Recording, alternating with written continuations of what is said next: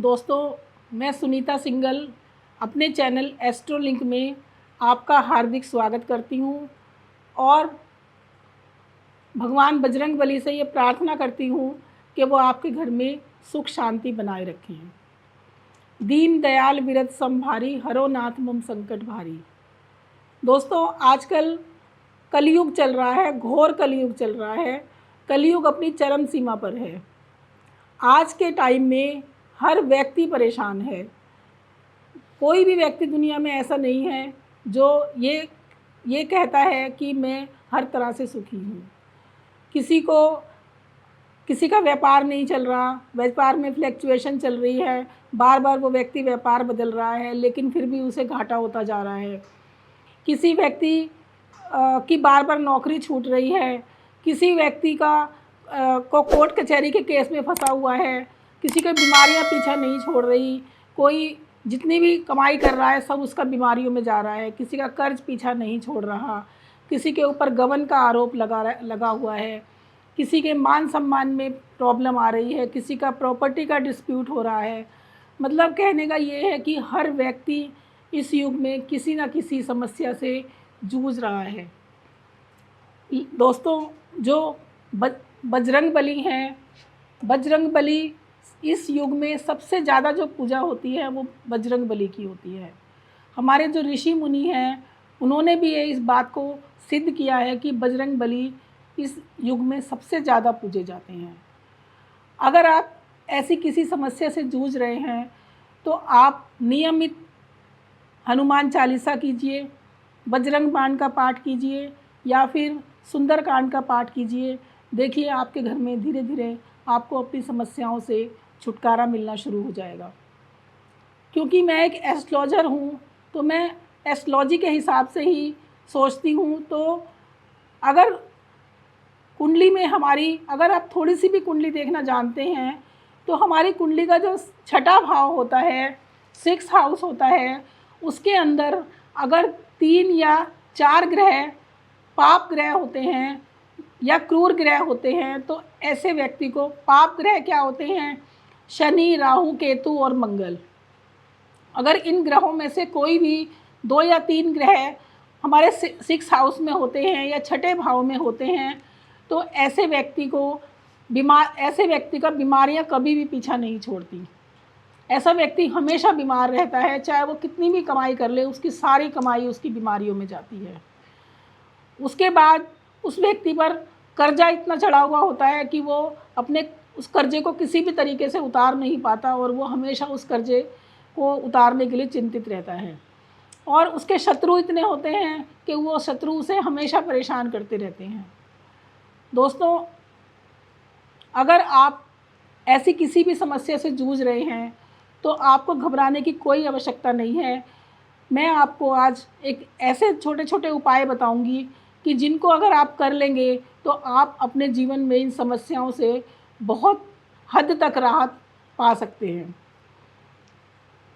अब अगर आपको का व्यापार नहीं चल रहा है, बार बार आपके व्यापार में घाटा हो रहा है, तो आपको क्या करना है कि आपको 7 लहसुन की कलियां लेनी है और पास के किसी खेत में जाकर उनको बो देना है।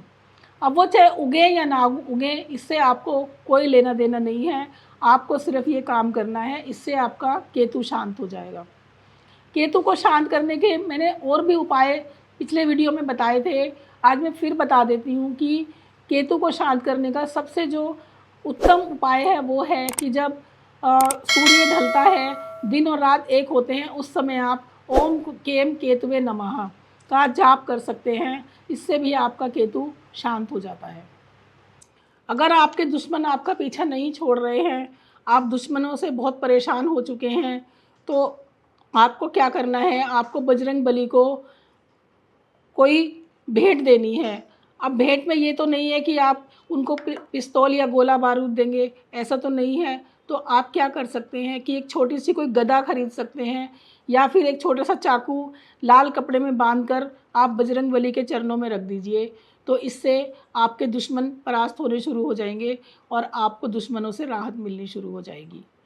अगर आपके परिवार में कलह रहती है खटास रहती है, परिवार के लोग आपस में मिलजुल कर नहीं रहते, तो आपको क्या करना है कि 5-7 नींबू लेकर वो मंदिर में पंडित जी को देकर आ जाइए, या फिर आप दो नींबू लेकर किसी नीम के पेड़ के नीचे भी रख कर आ सकते हैं, क्योंकि नीम का पेड़ भी कड़वा होता है, इसलिए वो भी कड़वाहट को दूर करता है। ऐसा करने से आपके परिवार की जो कड़वाहट है, जो कलह है, वो धीरे धीरे दूर होनी शुरू हो जाएगी।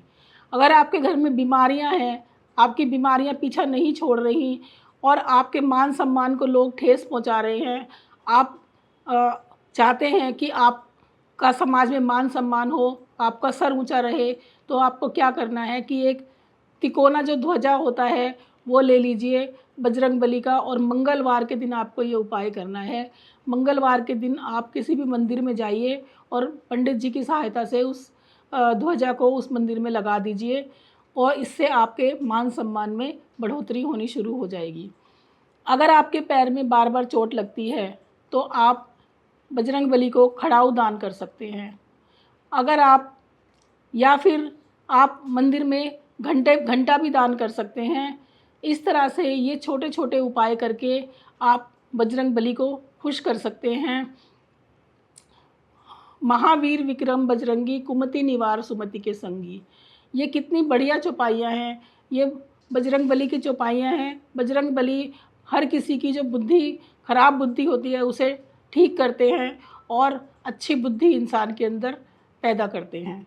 इसलिए मेरी आपसे यही विनती है कि आप बजरंगबली की पूजा कीजिए।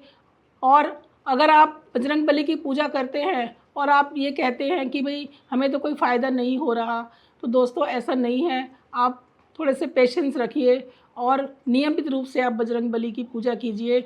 उनके जो मंत्र हैं, चाहे वो 11 बार या 5 बार, आप नियमित रूप से करिए। देखिए धीरे धीरे आपके कष्टों का निवारण होना शुरू हो जाएगा।